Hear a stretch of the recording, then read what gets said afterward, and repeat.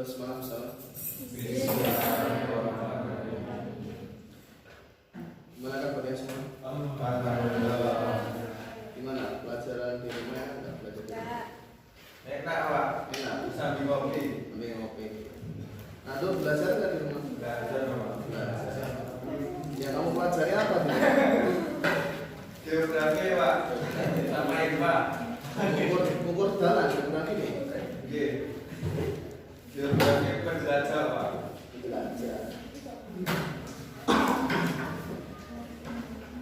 Baik, pertemuan pagi hari ini singkat saja, padat kita cepat karena September awal kita sudah PTS. Iya, insya Allah awalan. Kalau nggak minggu pertama, minggu kedua nanti kita sudah mulai PTS. Pak. Gimana? PTS online. PTS-nya? Iya, lihat di sana. Alhamdulillah. Jadi saya harap ini satu hari selesai atau insya Allah mudah, karena materinya sangat familiar, jadi kalian sudah pernah mendengar sebelumnya.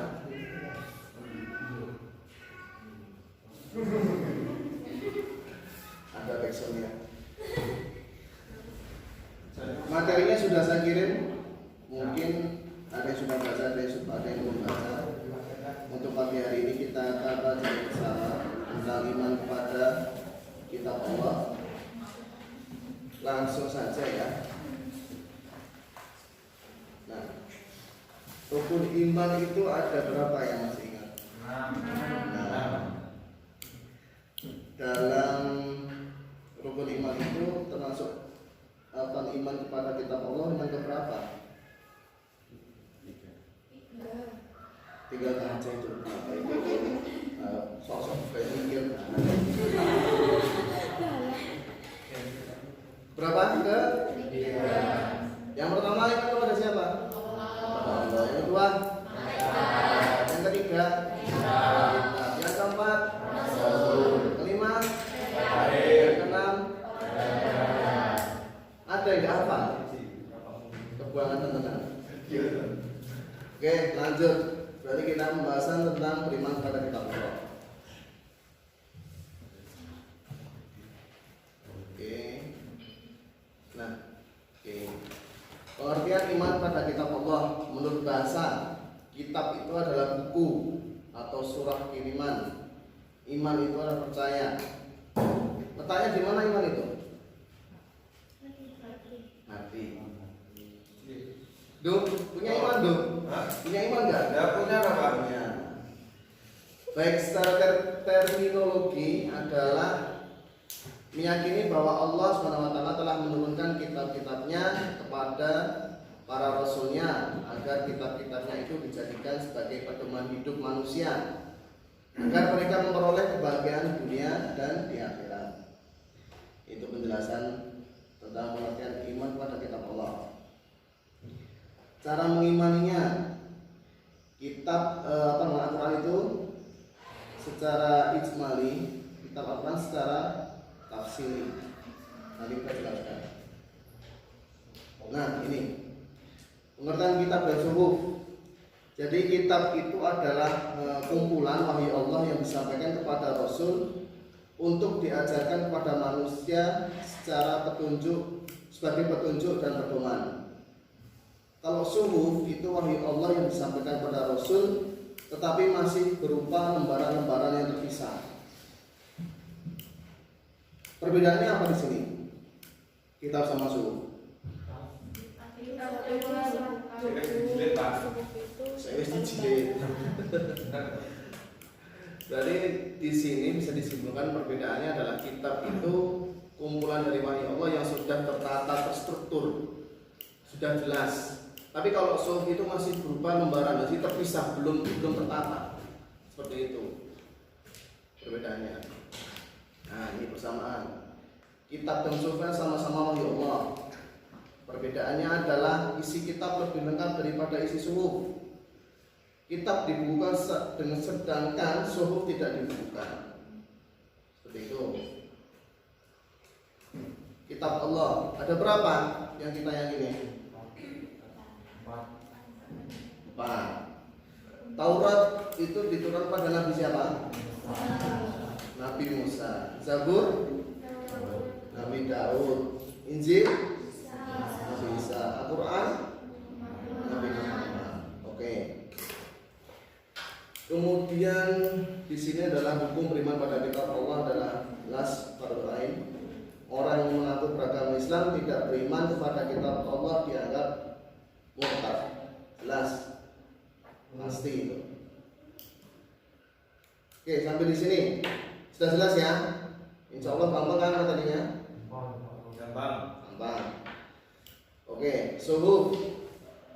Nabi Idris menerima sebanyak 30 suhuf. Nabi Syis menerima sejumlah 50. Nabi Ibrahim menerima sebanyak 10 dan Nabi Musa menerima sebanyak 10. Nabi Syis itu apa? Ya Nabi namanya. Kepo. Namanya Nabi Syis. Emang apa namanya? Emang namanya asing buat kita. Karena kan yang kita sering dengar kan ada 25 nabi kan. Tapi pada masih banyak sekali nabi-nabi yang belum tidak kenal, termasuk Nabi Syis itu juga.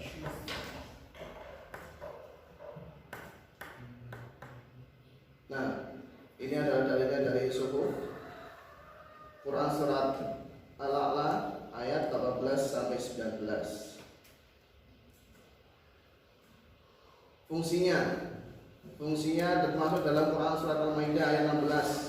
Dengan kitab itulah Allah memberi petunjuk pada orang yang mengikuti keridhoannya ke jalan keselamatan. Dengan kitab itu pula Allah mengeluarkan orang itu dari gelap gulita kepada cahaya dengan izinnya dan menunjukkan ke jalan yang lurus. Jadi fungsinya sebagai apa?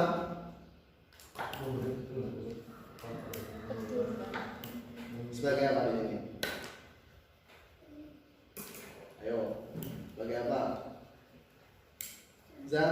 Irza. Lama lah ketemu kamu. Apa Zan?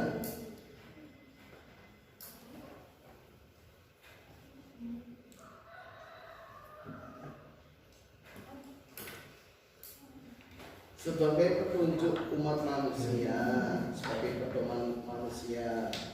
Dari apa?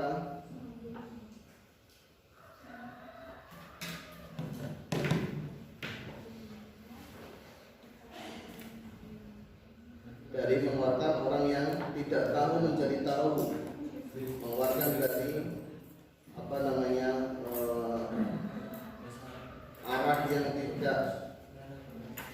arah kehidupan tidak jelas menjadi arah yang lebih baik.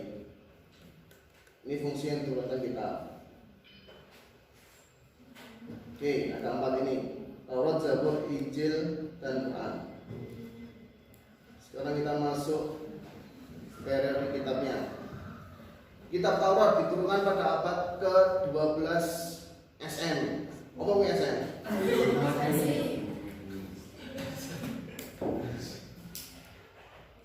Apa bisa? SM apa bisa? Sebelum Masehi. Kitab Zabur diturunkan pada abad ke-10 sebelum Masehi. Kemudian lanjut ke kitab Injil pada abad 1 Masehi dan Al-Quran diturunkan ke abad 7 Masehi. Itu periodisasi penurunan kitab-kitabnya. Oke, 1 kitab Taurat. Dalam sejarahnya, kitab Taurat ini diturunkan pada Nabi Musa di Bukit Sinai. Kitab Taurat menjadi pedoman serta petunjuk bagi Nabi Musa dan kaum Bani Israel. Berbahasa apa? Bahasa Ibrani. Semenanjung Sinai adalah sebuah wilayah berada di negara Mesir, terletak di antara benua Afrika dan Asia, sekitar 450 km dari ibu kota Kairo. Ini sejarahnya. Kitab Taurat yang disebut The Ten Commandments atau 10 firman Tuhan. Oke, apa isinya ya?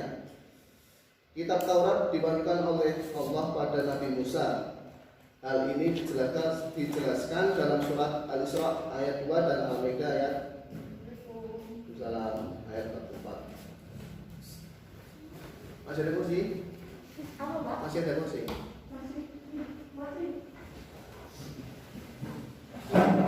Yang baru datang silakan langsung mengikuti aja. Oke, nah ini kandungan dari kitab Taurat. Dari isinya itu ada 10. Yang pertama adalah kewajiban meyakini keesaan Allah. Yang kedua adalah menyebut nama Allah dengan hormat. Yang ketiga, supaya mensucikan hari Sabtu atau hari Sabat, kalau pernah dengar. Menghormati kedua orang tua. Larangan membunuh sesama manusia tanpa alasan yang benar. Yang keenam, larangan berbuat zina atau cabul. Pada zaman dahulu aja udah ada larangan seperti itu. Nomor 7 adalah larangan mencuri. 8, larangan berdusta atau menjadi saksi palsu. 9, larangan berkeinginan berbuat cabul. Dan 10, larangan mengambil hak orang lain. Nah, itu tadi adalah kandungan dari kitab Taurat yang tinggal dari 10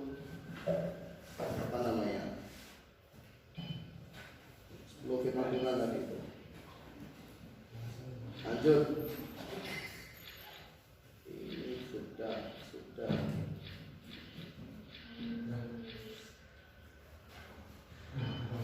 Oke. Yang kedua, kitab Zabur. Kitab Zabur ini berisi 150 surah yang disenandungkan Nabi Daud alaihissalam, diturunkan di Yerusalem, berbahasa Kiptiah, yang isinya tentang nyanyian untuk memuji Tuhan, nyanyian perorangan sebagai rasa syukur, ratapan-ratapan jamaah, yang keempat adalah ratapan dan doa-doa individu, yang kelima nyanyian untuk raja. Berarti saya simpulkan di sini memang kitab Zabur itu kebanyakan isinya lirik-lirik lagu. Lah kebanyakan di sini dijelaskan kebanyakan adalah nyanyian untuk istilahnya kebaktian dan kemudian untuk rasa syukur. Jadi diungkapkan dengan sebuah lirik lagu. Jadi apa yang mereka rasakan diungkapkan pada lagu.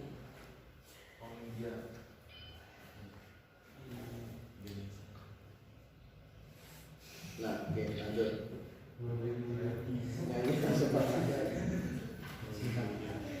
Nyanyian dipakai untuk memuliakan Tuhan. Nyanyian perorangan sebagai ucapan syukur pada Tuhan. Ratapan-ratapan jamaah, ratapan doa dan doa individu. Nyanyian untuk raja. Oke, yang usah di Injil. Secara bahasa Injil artinya pengabaran yang baik atau sebagai kabar gembira datangnya juru selamat. Kitab Injil diturunkan kepada Nabi Isa alaihissalam di Yerusalem dengan bahasa Ibrani untuk mengajak Bani Israel menyembah Allah dan tidak menyekutukannya.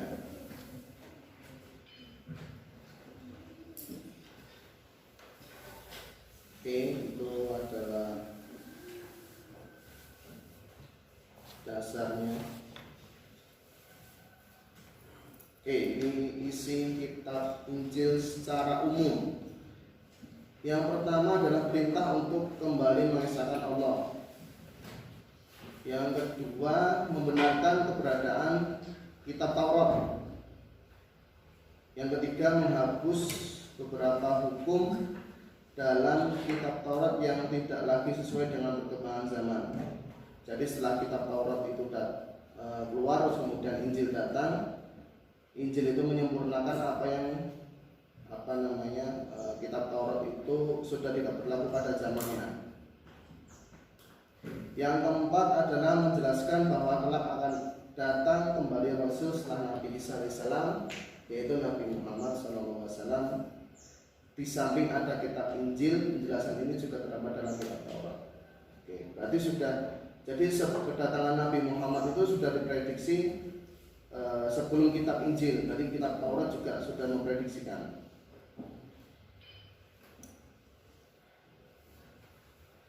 Kalau orang-orang luar negeri biasanya menyebutnya Holy Bible ini. Mereka menyebutnya Bible. Kitab Injil sekarang berbeda dengan kitab Injil yang diberikan kepada Nabi Isa dahulu. Injil yang sekarang disusun oleh Matius, Markus, Lukas, dan Yahya. Bukan Kulkas ya. Kemudian Injil tersebut dinamakan menurut pengarangnya. Berarti kalau Injilnya Injil Nandu berarti Injil Nandu. Yang ngarang Reko Injil Reko. Jadi seperti itu. Di sini sesuai dengan karangannya. Jadi di sini ada Injil Matius, Injil Markus, Injil Lukas, dan Injil Yahya. Kitab Injil yang isinya condong kepada kebenaran Al-Quran adalah Injil Barnabas, yang ajarannya Yesus tidak disalib. Yang disalib adalah Yudas Iskariot. Yesus bukan anak Tuhan, tapi Rasul Allah. Putra Ibrahim yang disembelih adalah Ismail, bukan Ishak. Itu nanti ada penjelasannya. Kita hanya sebagai gambaran saja. Holy Bible. Masuk ke 4 Al-Quran. Kumpulan wahyu Allah yang diturunkan kepada Nabi Muhammad SAW di Mekah dan di Madinah dengan berbahasa Arab melalui perantara malaikat Jibril sebagai pedoman hidup. Membacanya merupakan ibadah. Dan kami telah turunkan kepadamu Al-Quran dengan membawa kebenaran, membenarkan apa yang sebelumnya itu kitab-kitab yang diturunkan sebelumnya, dan Al-Quran adalah ukuran untuk menentukan kebenaran terhadap kitab-kitab yang lain.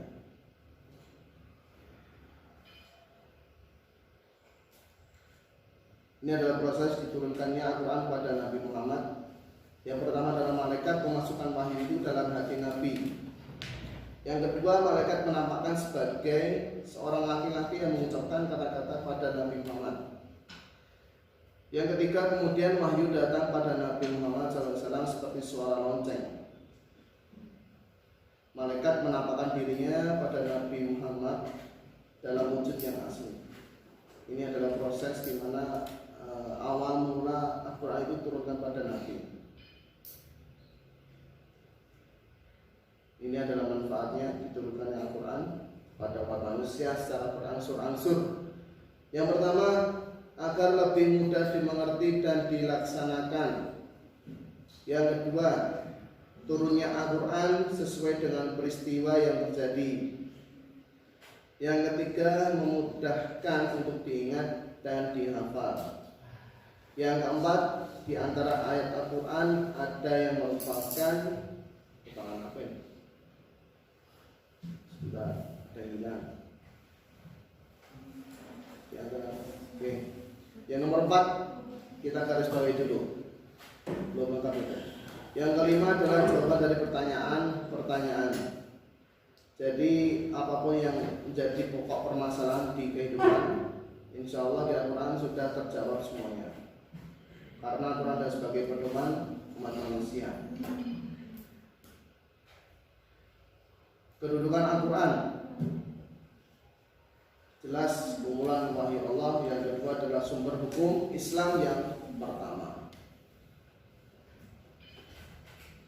Fungsi Al-Quran, ini Al-Quran sebagai pedoman hidup, Al-Quran sebagai rahmat bagi alam semesta, Al-Quran sebagai cahaya petunjuk, Al-Quran sebagai peringatan.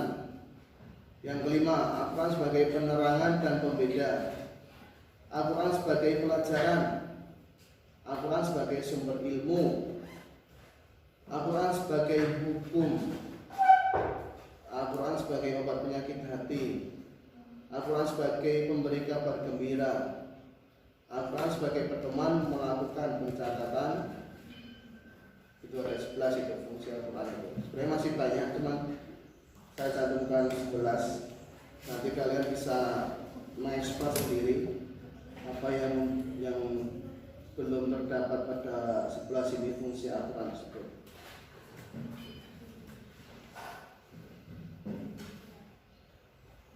Isi kandungan Al-Quran segi kuantitas ada 30 juz, 114 surat, 6.236 ayat, 323.015 huruf, dan 77.439.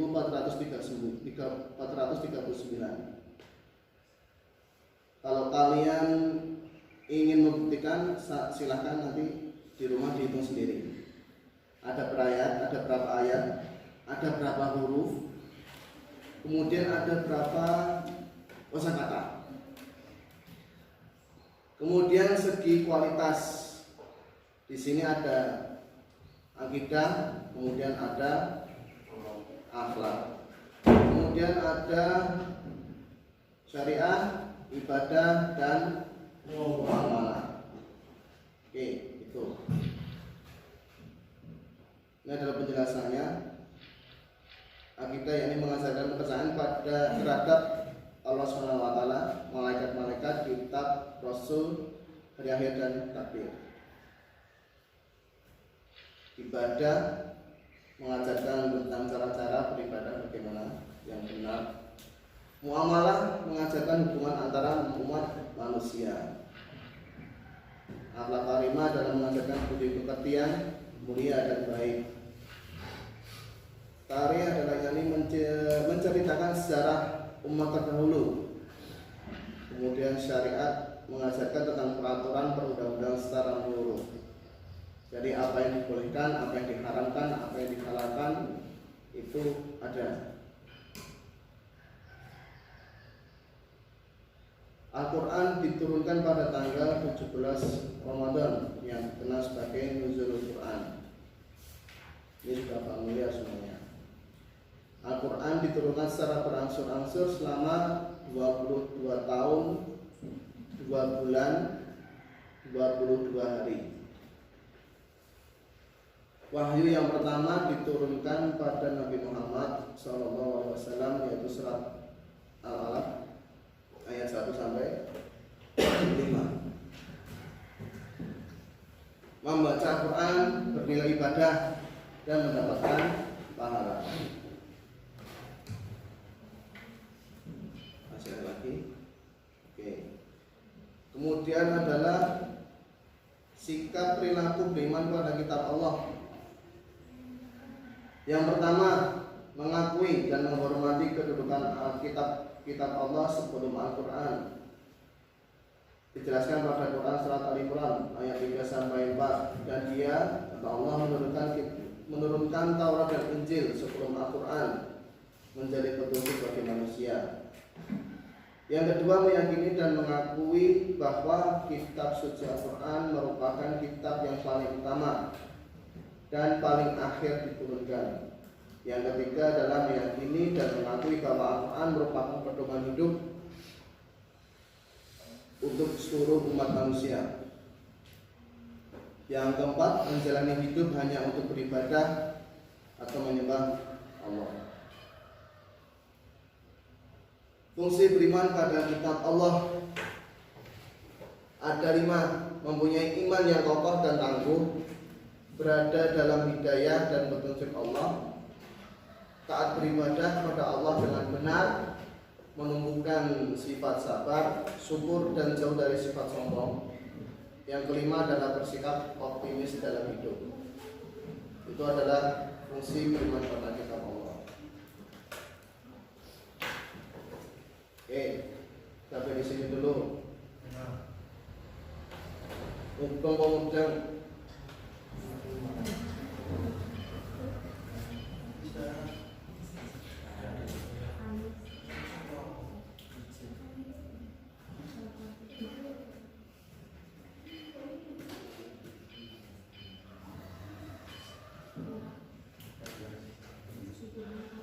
Untuk materi ini sudah saya kirimkan belum yang ini?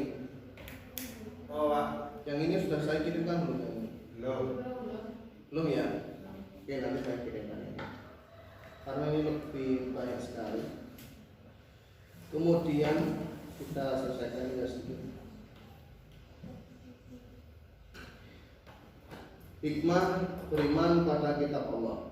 Ini adalah hikmahnya. Yang pertama jelas mendapatkan pahala dari Allah. Itu pasti ya, kita beriman pada kitab Allah. Yang kedua, menjadikan Al-Quran sebagai pedoman hidup sehingga akan memperoleh kebahagiaan dunia dan akhirat.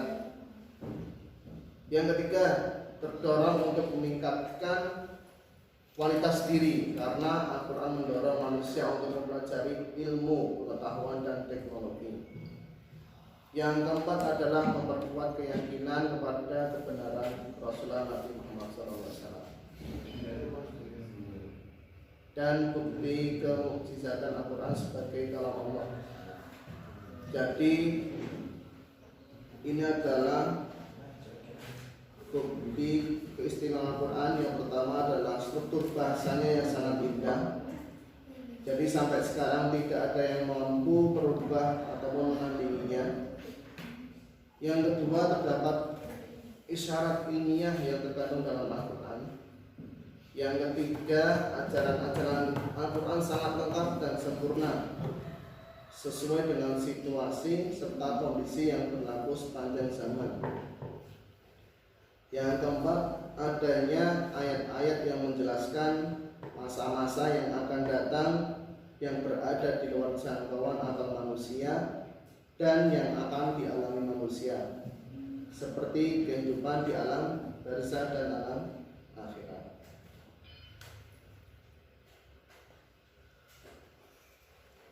Ini ayat Al-Quran yang berhubungan dengan ilmu pengetahuan dan teknologi. Ada An-Nahl 66, Asy-Syams ayat 7-10. Kemudian Ar-Rahman. Oke, saya.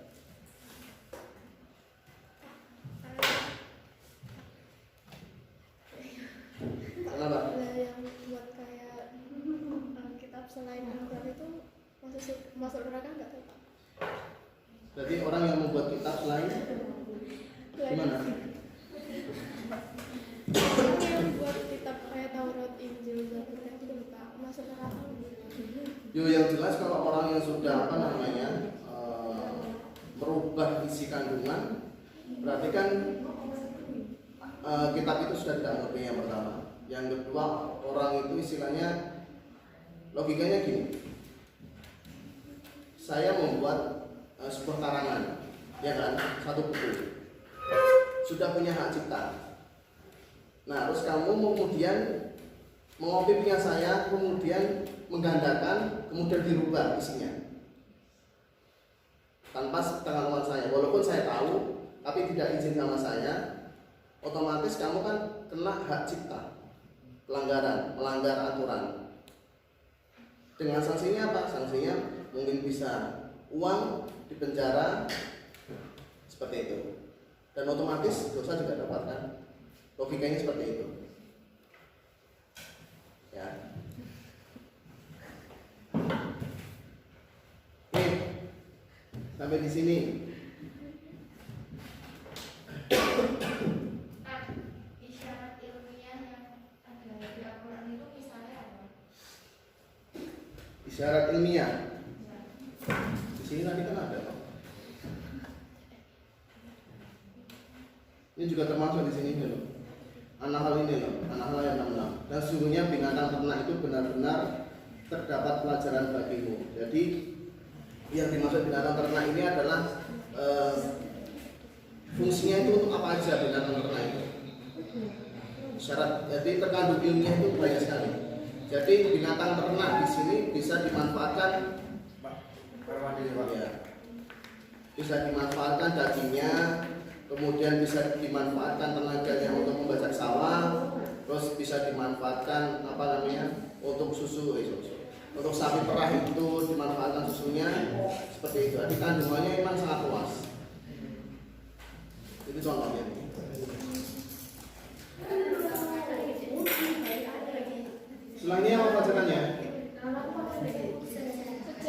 Sejarah. Oke, pertemuan pagi hari ini kita cukupkan. Mari kita akhir bacaan hamdalah.